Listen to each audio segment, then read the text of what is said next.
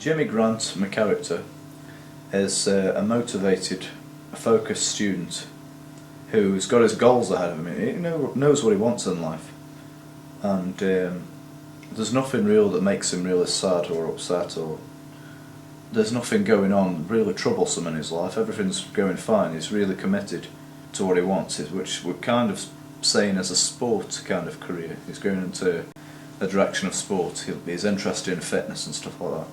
That consumes most of his life. His life is college, and he's got a few friends that are sort of troublemakers, and very soon into the story we see the other side of the troublemaker, his friends. We see what they really do, and the fact that they don't care about their friends. They're not the kind of friends you want. And eventually Jimmy's peer pressured into trying drugs for the first time, which he'd never tried. I'll do it. Come on. I'll let you go first. Hey, Jimmy. Oh, nice! Yeah, have that. Oh, to calm me down a little. No. I like the character actually, because it's a sort of character you don't usually see in something like this. Because, as I've been mentioning, you see these things with drug addicts, but you don't see the person who's behind it. So what I like about this is you get to actually meet the character, get into his head, so to speak, and know what sort of person he is. And with him being a drug dealer, you don't usually get a feel for that sort of person, but when he's in contact with other characters, you know exactly what his mindset is and what he's after. And he starts to like it, and slowly he wants more and more, even to the point where his friends don't like him. He sells all his things, his possessions. We're assuming that he gets either kicked out or leaves college because drugs becomes all he cares about.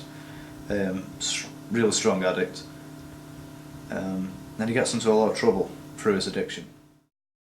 What do you expect me to do? Do you want me walk round asking any Tom, Dick and Harry to lend me something? What have I got? It's not my problem. You obviously don't understand this business, do you? You bastard. You got me into this fucking mess.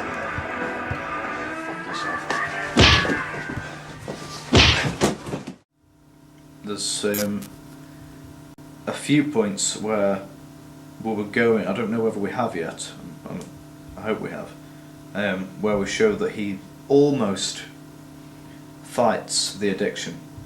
He almost sort of turns around and says, no, I don't want to do this, or this is wrong. But he never succeeds. So there's a couple of times where he shakes his head at his drugs on the table and walks around, but he always comes back to it. It's a really good subject, because most of the time you just see these things, as I said before, where you've got somebody who's addicted but you haven't seen how they get to that stage, whereas this just shows from beginning to end. We decided to do a few small little signs of that, so it was kind of a little bit of a battle. It wasn't straight into I'm an addict. So maybe the audience can see from that maybe before he was a lot better at saying no, and now he just can't. You ain't never placed a bigger bet. You ain't never seen a bigger threat. This is wild, getting really up a bag of illy. Iced out on the sand like a chili willy. You ain't never placed a bigger bet. This is wild, it's a triple threat. In this world that's been frozen, it come be a chosen. Rising from the dead, overthrow the opposition. Forces of evil controlling our people.